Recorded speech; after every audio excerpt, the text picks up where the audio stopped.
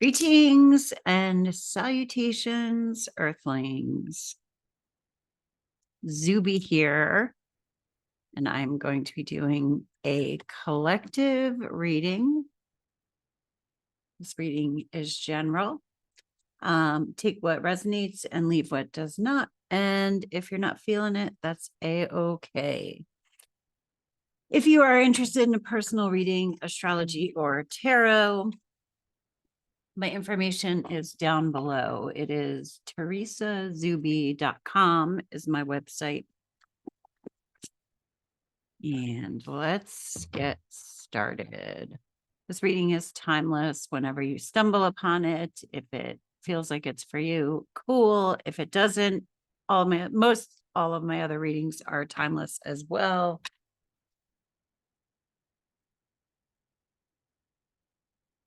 All right, so I saw her. I didn't necessarily get a message coming into this one, but I mean, everybody I have talked to has just been dreaming a lot. There have been a lot of dreams. I never remember my dreams, but I've been like dreaming every night and remembering them. And I don't remember specifically or exactly what I'm doing, but it's like I'm doing work on the other side.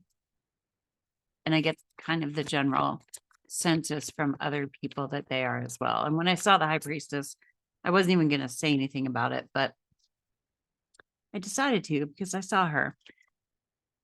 Five of Swords. Five of Swords is feeling conflicted, this can be like guilt, shame, regret. That's our internal energy, what we have going on the inside.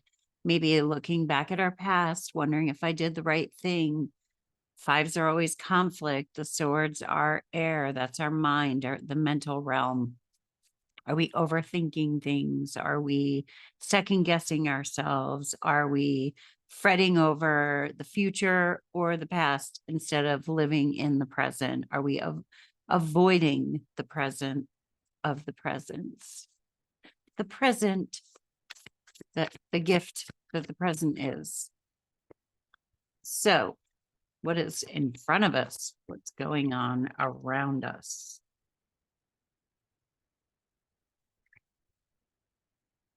The Hermit.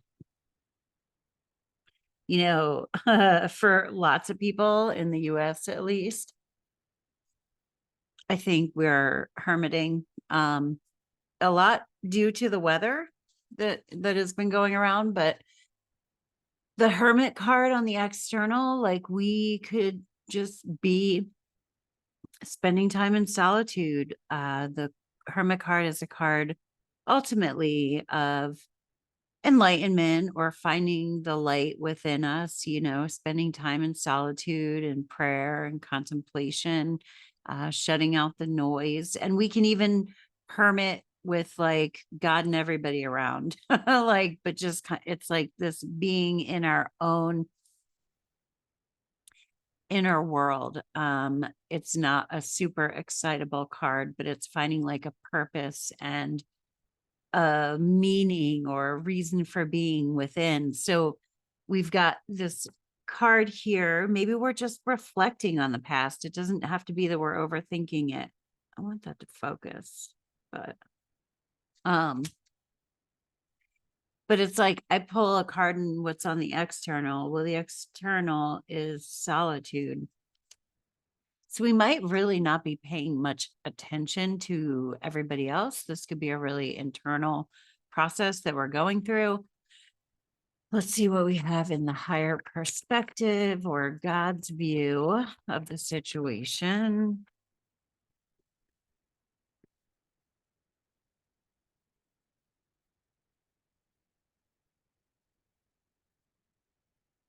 The Death card. Things are ending. Wow. I think it's kind of, and it doesn't have to be dark, but like look at the colors in this picture, in these cards, they're all very kind of muted. Although we have the new day in Death's cloak, but we could just kind of be in this period of appropriately wintry solitude and quietness, wanting to be alone. Things are dying. Maybe we're letting things go. But it feels fairly quiet. Like this doesn't feel like a super intense. I think it's all internal. Maybe we're even letting go of mindsets, looking at our own habits and what we do, contemplate it. We could contemplate past action rather than like berate ourselves for them. There's utility in reflecting on the past and learning from it. But if we're just reflecting on it to kick our own ass, that's stupid. Doesn't mean I don't ever do it, but I'm saying it's literally stupid. But we can learn from the past and feel conflicted about it. I want to clarify all of these actually. So, God damn. Yeah. The 5 of Swords, we get another sword. This is the 8 of Swords. This is a card of kind of victim mentality. Are we feeling sorry for ourselves? Are we feeling stuck? The 8 of Swords is also, I've gotten myself into a situation and now I just want to whine and complain about it, instead of doing anything or taking any kind of action. We need to like quiet the mind in order to get out of that victim mode and do something different. But we're really up in our heads, is what this feels like. All right. So what do we get on clarification for the Hermits?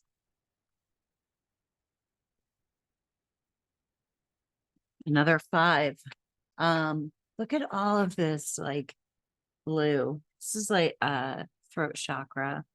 But the 5 of Cups is loss, regret, letting things go. Cups are emotions. So that's like, we could just, things could be falling away that we really cared about, or having to let go of things that we don't want to let go of for the purpose of good. And with the Death card here, it's like we can't see yet that, we're just in the death part, like not yet in the part where we see what's going to replace the space that's created by what it is that we're letting go. Like I'm picturing, there's a meme, and don't get triggered, it's Jesus, but like I'm just saying the idea of this. It's like Jesus has a really big teddy bear behind his back, and there's a little girl holding up onto a little teddy bear, and she doesn't want to let the little teddy bear go. But Jesus is saying something like, I have something better for you, but she doesn't see it yet, So that's kind of what I'm picturing with this. And that's important because whatever it is that we're letting go needs to be let go of, not because we're getting something better, but because we just need to release whatever it is that we release, without the promise of something new. Like having faith that better things will come is good, but there's something about that. All right, clarified death for me.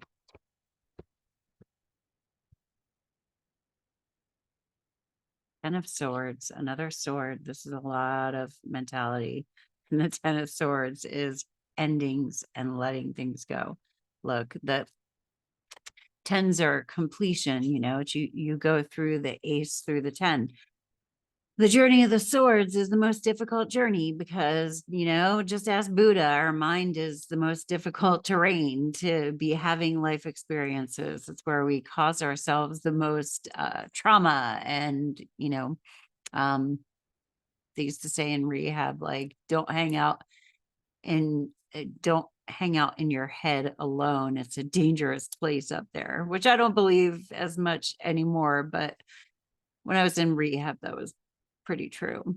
But like, look at the brightness. God can see it.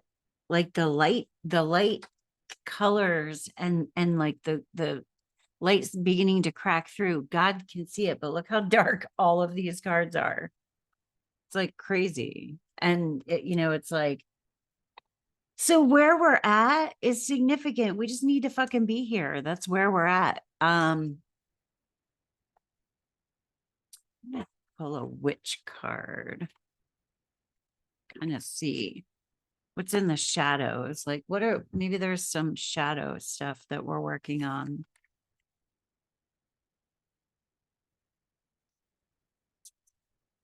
Okay, there we go. Can get a deep breath.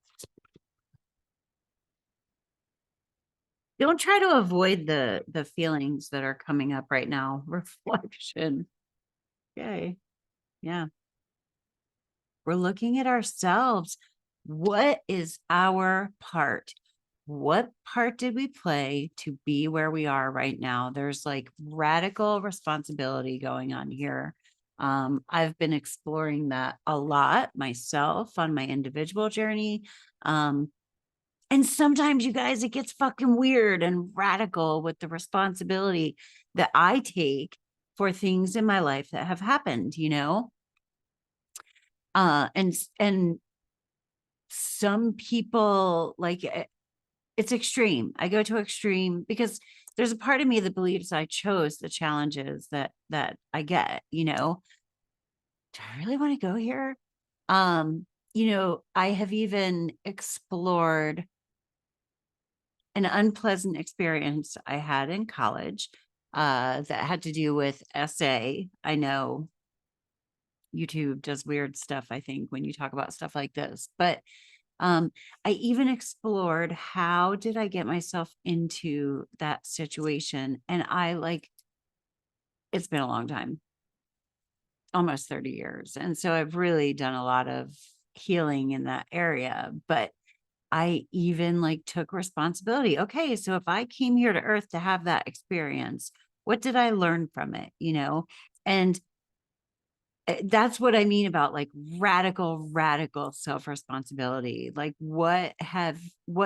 Because once I own something that happened to me, then I can move forward and have agency,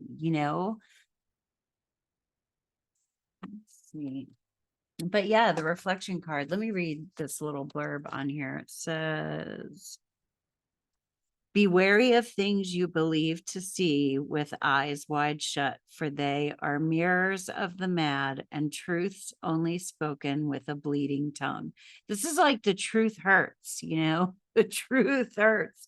So don't close your eyes. Don't turn a blind eye to your own behavior. And it doesn't even have to be as extreme as what I was just talking about, and that's literally like this card. Like, are you cruising around just blaming everybody else for where you find yourself in your life? We're gonna do one of these. We're gonna do some moonology cards.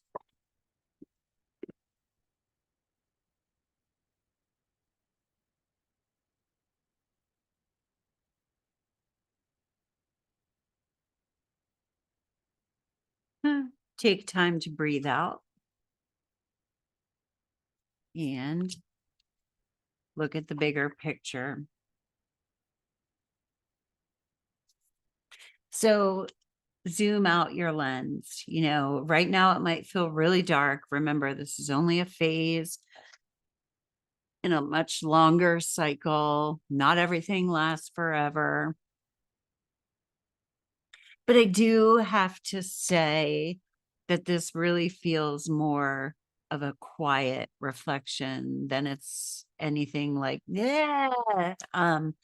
Although, your mileage may vary, but I'm gonna pull a couple more tarot from another deck and just see what comes out. So I'm going to pull some cards for advice. Like moving through whatever this layer of darkness is.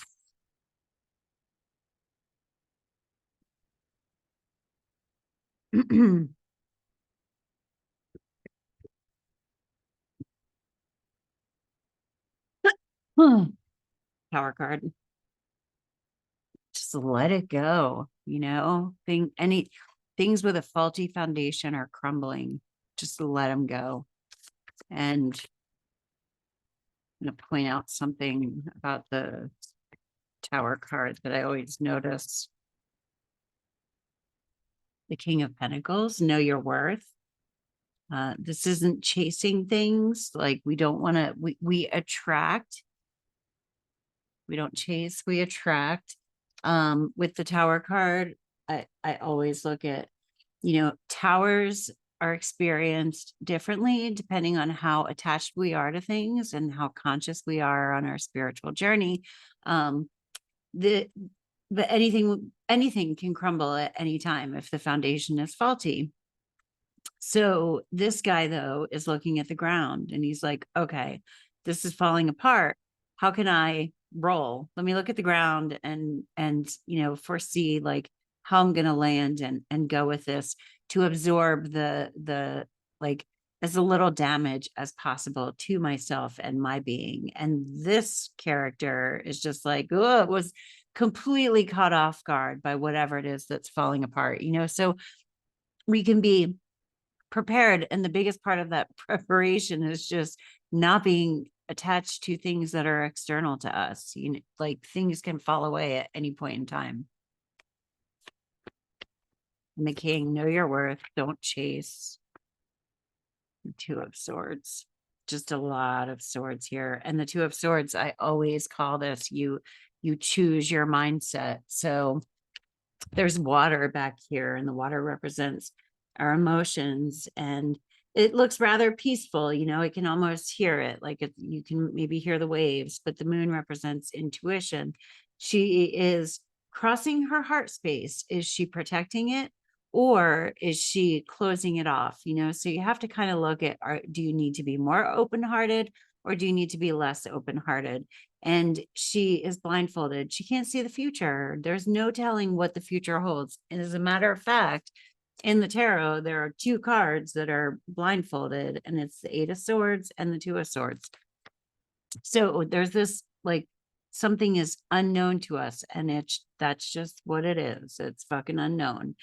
Is she up in her head freaking out, or is she listening to the waves? And with the moon representing intuition, does she know that something will intuitively hit her when the time is right to move? The Two of Swords can also be procrastination. So if you're procrastinating doing something because you want the right answer, like if you're waiting to give up that little teddy bear because you want to see the big teddy bear before you give up the little one, I don't advise that.